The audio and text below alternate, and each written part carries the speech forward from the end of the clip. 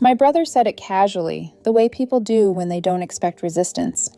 It's getting a little crowded this year. Maybe skip this one with the kids. He said it over the phone while I stood in my kitchen, shoulder wedged between ear and cheek, folding red napkins into neat little triangles, the kind you see in holiday magazines. I remember thinking I should stop folding because if I kept going, I might wrinkle them, or cry on them, or both. "Oh," I said lightly, too lightly. "Of course." There was a pause, the kind that exists only to listen for disappointment. When he didn't hear any, he relaxed. "Yeah," he added, like he was doing me a favor. "We'll do something smaller with you another time." Another time. The phrase slid into the room and disappeared under the hum of the refrigerator. I smiled when I said goodbye. Smiled like it was no big deal. Like I hadn't already wrapped 12 gifts in glittering paper the kids picked themselves. Like my daughter hadn't been practicing Jingle Bell Rock every night, spinning around the living room with a wooden spoon as a microphone. Like my son hadn't spent 2 afternoons drawing a custom holiday card, carefully sketching every cousin's face, adding a glitter glue star over Grandma's head because, in his words, she's the boss of Christmas. After I hung up, I stood there for a full minute, napkin still in my hands, the crease perfectly sharp. I told myself what I always told myself. They didn't mean it that way. It really was crowded. It was easier this way. The kids wouldn't even notice. That lie lasted exactly 4 hours. When I told them, I made my voice cheerful, too cheerful. "Looks like we're doing a quiet Christmas this year, just us." My daughter blinked.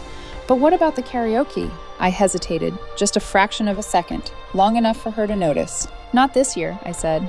"We'll make it special here." She nodded, trusting.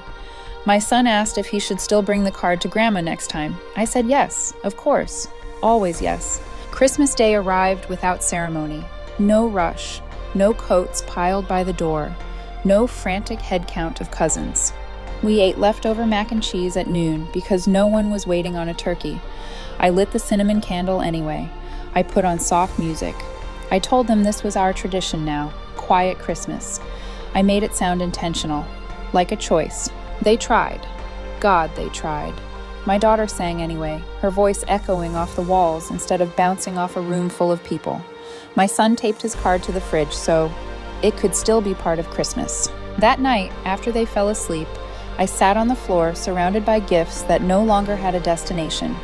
Perfect stacks, names written in careful loops, stickers still shining. 2 days later, the truth arrived on a phone screen. "Mom," my daughter said from the kitchen doorway. Her voice had that tone, uncertain, already bracing. "Look."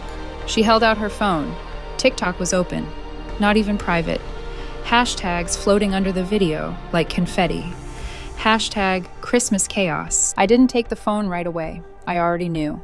Some part of me had known the moment my brother said it was crowded. When I watched, I did it without sound first. My parents' living room exploded with red streamers and gold party hats. The karaoke machine, mine, sat in the corner, lights pulsing. Champagne flutes clinked. Someone laughed too loudly. My brother raised a glass, leading a toast. My dad handed out sparkling cider like he was hosting a gala. My mom danced with a baby on her hip. Not my baby, someone else's. Every cousin was there, every friend. Even the neighbor's teenager who once broke our window and never apologized. Everyone except us. I turned the sound on just in time to hear my mother shout, "Okay, next song." My daughter's reflection stared back at me from the black edge of the screen. "Why didn't they want us there?" she asked. I opened my mouth. Nothing came out. I walked into the living room instead. My hands moved before my brain caught up. I picked up the stack of gifts, $8,000 worth of hope and effort, and lined them up by the window where the light was good. I took a photo. No filters. No drama. The caption wrote itself, "Donating these. Someone else will enjoy." I posted it, then I sat down. 30 minutes later, there was a knock.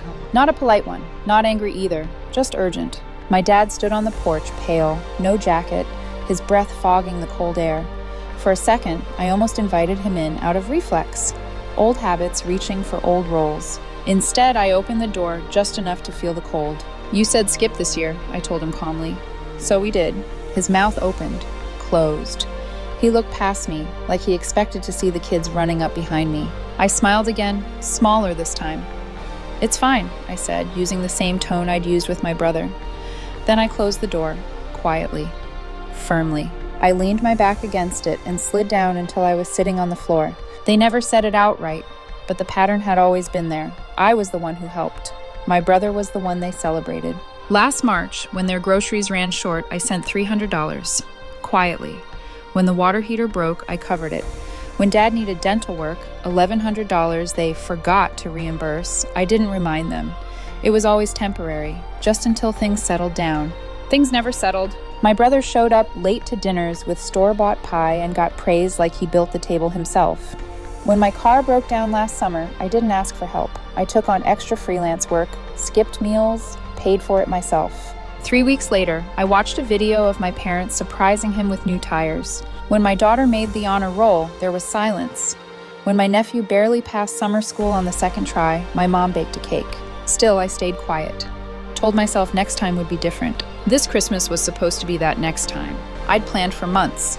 Custom jackets for every cousin, hand-carved ornaments with names, and tiny memories etched into wood. The karaoke machine, professional, rented early, champagne, sparkling juice, catering for 25, paid in full, and the necklace, God, the necklace, $950, something I'd seen my mom admire through a store window last year. It sparkled like a promise. I wanted her to keep. When my brother told me to skip this year, he said it like I'd be relieved, like I was clutter no one wanted to carry. And I said yes, because that's who I was. But something had already started to unravel, quietly, under the fake smiles and folded towels. That night, after my dad left, I canceled the automatic transfers, paused the grocery delivery, blocked access to the shared Amazon account.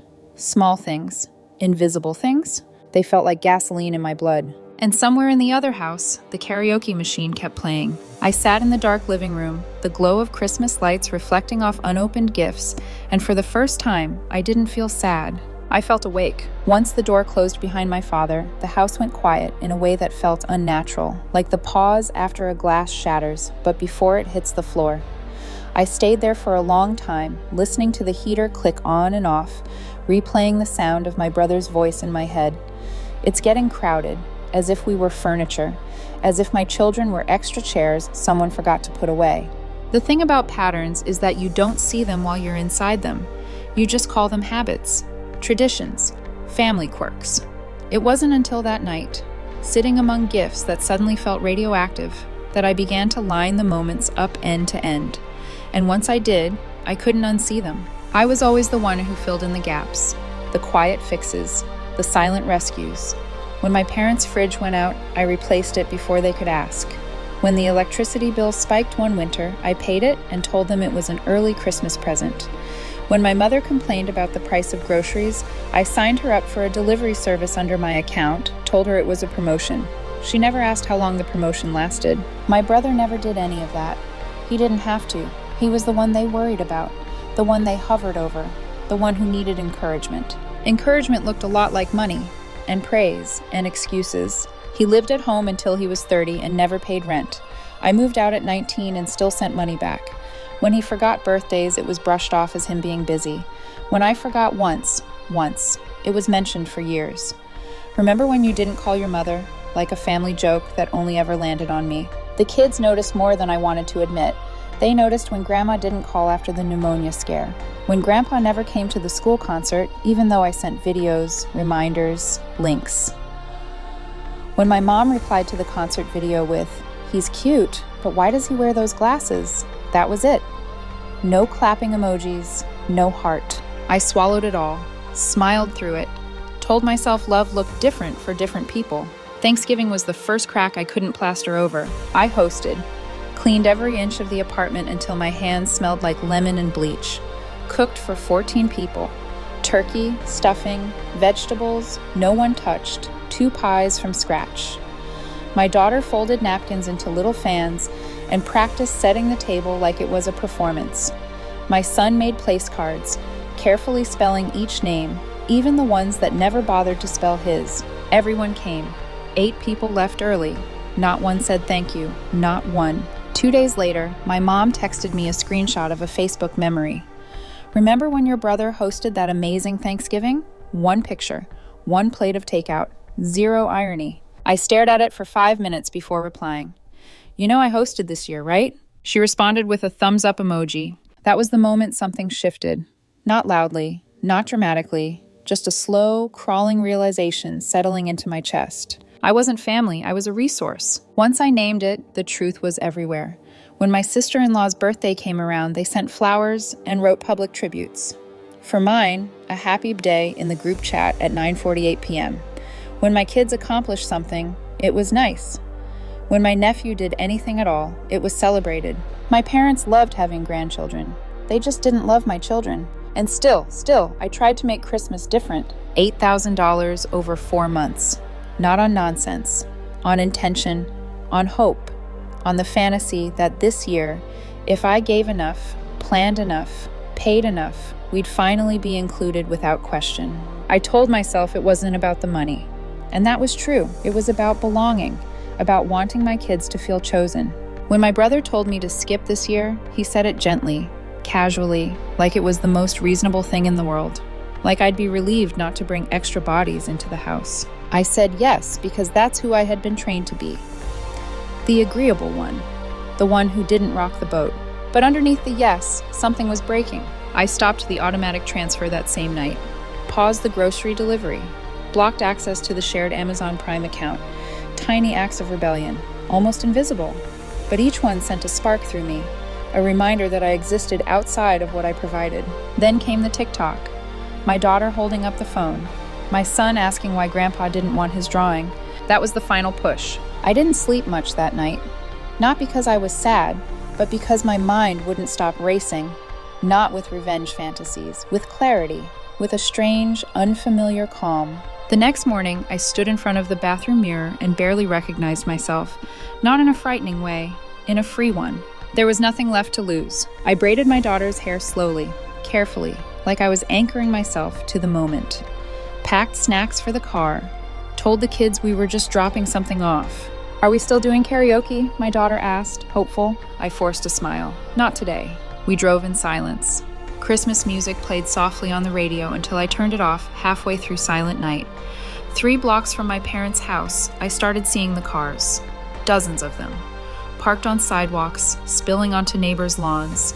Someone had even stuck a valet sign into a planter. I parked around the corner, gave the kids headphones and juice boxes, told them I'd be back soon. My daughter looked up at me. If Grandma's mad, I can say sorry. That cracked something open in me I didn't know was still intact. I kissed her forehead. You didn't do anything wrong, I said. Never forget that. Then I stepped out into the cold and started walking toward the house I'd paid for but wasn't welcome in. The closer I got to the house, the louder it became. Music spilling out through the walls. Someone butchering the high notes of Last Christmas. Laughter sharp enough to cut through the cold. The air smelled like cinnamon and roasted meat, the kind of smell that's supposed to mean home. I stopped at the bottom of the porch steps. For a moment, I considered turning around. Not because I was afraid, but because I already knew what I would see. And once you see something clearly, you can't unknow it. That kind of knowledge changes the shape of your life. I rang the doorbell. The music didn't stop. It just dipped slightly, like someone had leaned on the volume knob by accident. My mother opened the door with a drink in her hand, cheeks flushed, gold party hat tilted at an angle that made her look younger than she'd been in years. When she saw me, her face froze. Not shock, calculation. "Oh," she said, "you're here." I didn't answer. I stepped past her. The living room was exactly like the TikTok. Red streamers draped from the ceiling, gold hats everywhere, the karaoke machine glowing in the corner, lights pulsing to a beat that suddenly felt off. Conversations faltered mid-sentence. One by one, heads turned. My brother stood by the fireplace, beer in hand. His wife was near the window, posing for photos in matching sweaters with people I barely recognized. My father was by the drinks table, pouring sparkling cider like he was hosting a charity gala. No one spoke. I walked to the center of the room and stopped. "This party," I said, my voice carrying farther than I expected. "I paid for it." The karaoke track stumbled and cut out. Silence rushed in, thick and uncomfortable. "The machine," I continued, "rented, delivered early. The champagne, the sparkling juice, the catering trays, prepaid weeks ago. Back when I thought we were all invited." A murmur rippled through the room. Someone shifted their weight. A child dropped a cookie on the floor and stared at it like it had betrayed him. My brother stepped forward, hands raised, palms out. Look, I didn't mean... I cut him off. No, you didn't mean anything. You said it was too crowded. You said maybe skip this year with the kids. You said it like we were clutter. My mother laughed weakly, trying to smooth the edges. You're blowing this out of proportion. Really? I turned to her. Then explain why I watched a TikTok of you all singing and dancing while my daughter cried in our kitchen. A neighbor I vaguely recognized looked down at his drink. Someone else cleared their throat. The room felt smaller with every breath. My father finally spoke. You could have called. I did, I said, my voice sharper now. For 15 years, I called, I showed up, I paid, I forgave. I stayed silent while you made my children feel unwanted. I reached into my bag and pulled out the small box. The necklace, still wrapped. I placed it on the coffee table between us. This was your gift, I told my mother. My daughter helped write the card. You can have it. It's the last thing you'll ever get from me. Gasps, real ones this time. I'm done, I said. Done paying for people who don't see me. Done pretending this is a family when it's just a performance with me footing the bill. My mother took a step toward me, her voice trembling. You don't have to do this. We were going to call you the next day. You already had the party, I replied. You toasted champagne. My son asked why Grandpa didn't want his drawing. You were busy singing karaoke with strangers. Then I said it, the line I'd rehearsed without realizing it. Check the bank app. I froze the family account. My father blinked. The mortgage? Not my responsibility. He opened his mouth again, but before he could speak, the front door creaked open behind me. Mommy? My daughter stood there in her sparkly dress, hair still curled, holding a paper snowflake she'd made. She looked at the crowd, the lights, the untouched karaoke mic. Can we still do the song? She whispered. The room broke. I turned to her and took her hand. No, honey, we're going home. We turned to leave, and it could have ended there. But from the back of the room, a voice spoke up. Quiet, steady. Wait! It was my cousin Daniel, the one who never posted, never spoke. He stepped forward, face pale, holding his phone. I think you all should see this. He read it out loud. The group chat. 2 weeks old. My brother. Should we tell her we're still doing it or just let her think it's canceled? His wife. Don't. She'll come anyway. My mother. Less drama if she's not involved. Every word landed like snow, soft, heavy, suffocating. I didn't gloat, I didn't scream, I just looked at them and said, You didn't forget me, you erased me. Then I walked out, holding my daughter's hand tight. This time no one followed. The silence lasted exactly 11 hours and 38 minutes. I know because I checked the time when the first message came through, not out of anxiety, but curiosity, like someone watching the horizon after an earthquake, waiting to see what would fall next. 10:42 a.m. Mom, we didn't mean it that way. 11:09 a.m. My brother, you're overreacting. You should have just asked. 11:26 a.m. Dad, can we talk? I didn't answer any of them, not because I was trying to punish anyone, but because something had finally clicked into place. Silence wasn't avoidance anymore. It was alignment. Distance wasn't cruelty. It was dignity. They didn't know what to do with that. By noon, the group chat exploded. My sister-in-law tried sarcasm first, hoped the milkshakes were worth it. Someone else chimed in. Why humiliate the whole family over one party? Another added, You always do this when things don't go your way. I started taking screenshots, calmly, methodically, no shaking hands, no tears. I wasn't emotional, I was building a file. While they unraveled, my kids were curled up on the couch beside me, still wearing their party hats, watching cartoons and arguing over who got the blue juice box. My daughter leaned her head against my arm and asked, Are they still mad? They're confused, I said, but that's not our fault. She thought about that, then nodded. It was a better party without them. The knock came the next morning. I checked the peephole before opening the door. My father stood there alone. No champagne, no holiday sweater, just a jacket too thin for December and a paper bag clutched in one hand like a peace offering he didn't quite believe in. I opened the door but didn't step aside. Just these, he said, holding out the bag. Inside were the gifts we'd wrapped. A flashlight keychain for my son, a snow globe for my daughter, and the card, the one we'd written and left behind, unopened. I didn't know they did that, he said quickly. The messages, the TikTok. I didn't ask how much he knew before that. I already understood the answer wouldn't help. I tried to stop them, he added. Then, softer, but I didn't. And that's on me. For a split second, hope flared. An apology, a real one. Then he ruined it. You didn't have to embarrass us. There it was, the pivot, the The truth. I stared at him. "You're embarrassed," I said quietly. "I'm traumatized." He looked down at the doormat like it might defend him. I handed the bag back. "Give it to someone who claps for cruelty." He didn't argue, just turned and walked down the steps, one hand still in his pocket, the other empty. That night, the next wave hit. A cousin messaged me. "Your mom says you're freezing the account just to punish them." Another, "She says you canceled the car too, that's just cruel." I didn't respond. I forwarded every message to my lawyer. Because yes, the car was canceled. The account was frozen. The balance was mine again for the first time in years. I wasn't being cruel, I was closing the tap. The day after Christmas, an email arrived from a family friend.